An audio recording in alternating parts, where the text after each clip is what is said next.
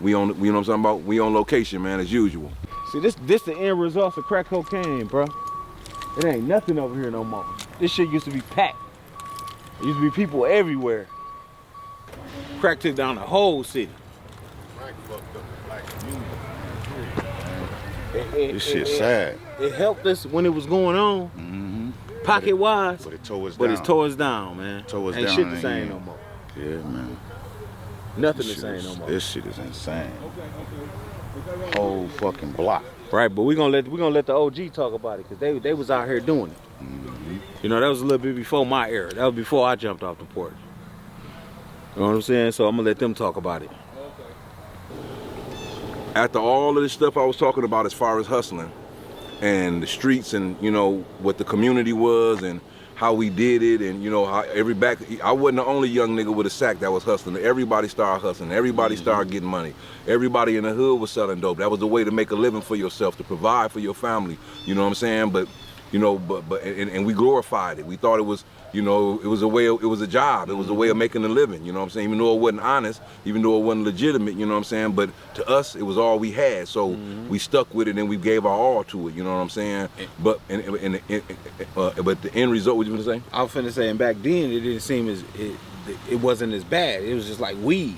Yeah, it wasn't bad. Well, it wasn't bad because there was so much of it, and everybody, all these fiends are smoking dope, and all these niggas are Did y'all selling look dope. them as fiends back then? That's what I'm asking. Well, I didn't, because I had uncles and aunties that lived in my house that smoked crack, and I still had to respect them. Functional. I still had to respect them. Yeah, they had to be functional. Yeah, grandma wasn't having that shit. They couldn't come around there acting stupid and shit. Grandma was like, you be smoking that shit up in here. I smell y'all smoking it in my basement. Y'all keep smoking that shit in my basement, you get kicked the fuck out of here. Right. You know what I'm saying? Right. So grandma was always on their ass about it, you know what I'm saying? So I lived with fiends though, you know what I'm saying? So me, for one, I was a hustler and I respected the hustle. And this is a business. It wasn't just the dope game. It was more of a business. The dope business is what my daddy always taught me. Right. So I treated it like a business, and my customers is how I make my money from my business. So I treated my customers good. I didn't treat them like fiends. You know what I'm saying? But it also stemmed from me living in a house with fiends who was my actual family members, and I still treated them like uncle and auntie.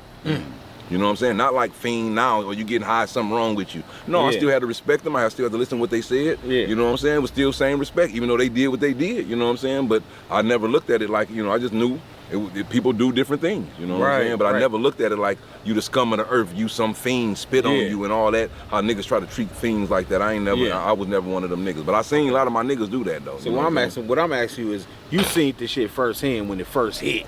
Yeah, I was right there. So people didn't know what it was doing. Yeah, they didn't know what it was doing. That's what I'm asking. Yeah, they didn't know what it was doing. You asked me what about what? That, like, y'all didn't know what it was doing, so y'all didn't look at it like that. So we didn't look. We never knew what the effect of it was, because we just like, they want it, we got it, they buying it, we provide it. You know what I'm saying? They fiending for the dope. Shit, we fiending to get the money from the dope. So really, when I looked at it, it was just a circle of fiends for real. Right. They was fiending for the dope that we was selling to them, and we was fiending for the money that they was buying the dope with. Right. So it's an endless cycle of motherfuckers that ain't, you know, that want the same thing. We want the money, they want the dope. Right. You know what I'm saying? But at the same time, it's still a group of fiends. You know what I'm saying? Know what street this on? We standing on here. So right now we on the back block of Brombright. You know what I'm saying? And on Brombright, this used to be a vibrant block. Yeah. It's 3 blocks over from ML King, where we was just at the store. But on this block, it was a house, and it was houses right next to each other like any other block, any other neighborhood. There was no space in between these blocks. Right. So what I'm finna say to y'all right now is the consequences of the dope game and what it does to a community, and what crack did to my own neighborhood, which is right here where I'm still standing in, right around the corner from where I grew up at. It was just not just my house got tore down and it ain't there no more. These is whole blocks. If you look up and down this whole block right here, it's 2 blocks. It's a block right there because there's another street, then a stop sign. It was houses all the way down from right here, all the way down from this corner, on both sides. Ain't no house on this side, all the way down right here, right behind me. It was houses down this street down there. It was houses going down Newell Street. Them houses gone. All the way down past the corner, past Newell going to Hamilton. All them houses gone. All down, going down Newell Street. You come over here and look down Newell Street right here. The house that was on the corner, and all these houses, most of these houses gone. Just 1 or 2 standing before you get to the corner right there. The crack epidemic, My cousin stayed right there. the crack epidemic devastated a whole community and literally turned it into what they call a third world country, to where this shit is abandoned, like it's been bombed by a bombshell. Like they done bombed it, and like can't nobody stay here no more. They done tore all the houses down because people was burning them up, so that's why they tore them down because people, once they was abandoned, the young kids and people come by and just you know, set them on fire like during Halloween, Devil's Night, and all that shit. So then now the fire department got to come out, put out the fire, it costs money, take risking people's lives putting it out, and these niggas just having fun, little kids burning shit up. So the city decided to just, when they get too condemned and they can't be fixed up no more, instead of letting them become a hazard to the community and getting burned up, they just start tearing them down.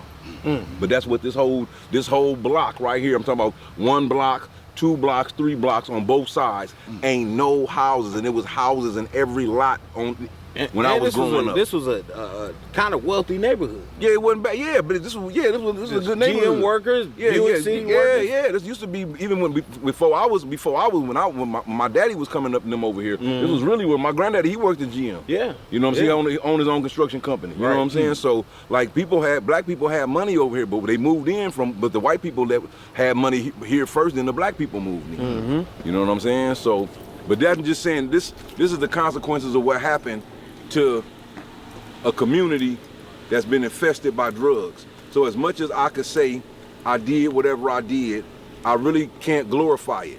Right. There's nothing to glorify about it. It made me who I am. It taught me how to be a businessman. You know what I'm saying? And it gave me hustle, unlike any other type of hustle, because now I just take everything I do and hustle the same exact way. Right. You know what I'm saying? So even though I'm not selling drugs and doing all that, but I just learned to take that same desire and passion from that hustle where I had making that money and put it into every single thing I do to make money in every other way that I make money. And that's how you're supposed to do it. Period. You know what I'm saying? That's exactly how you're supposed to do it. But we got to do better, because if we know that this what happens to a community, the drugs. This is the way to literally tear down a community that we loved and cherished to our heart. Like everybody claiming this block, they claim this hood, they claim that hood. Well, if you love and cherish your hood, and then you can see from my neighborhood what drugs and shit do to a neighborhood, then why would you want to continue to infest your neighborhood with drugs and your community with drugs when you know from this, if you see this video, this is the fucking outcome in the end.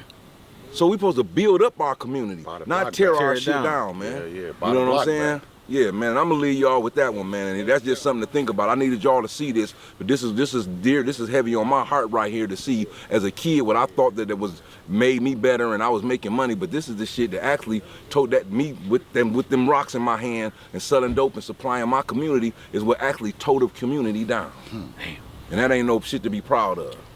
But it taught. Period. But it was like college though. It taught you.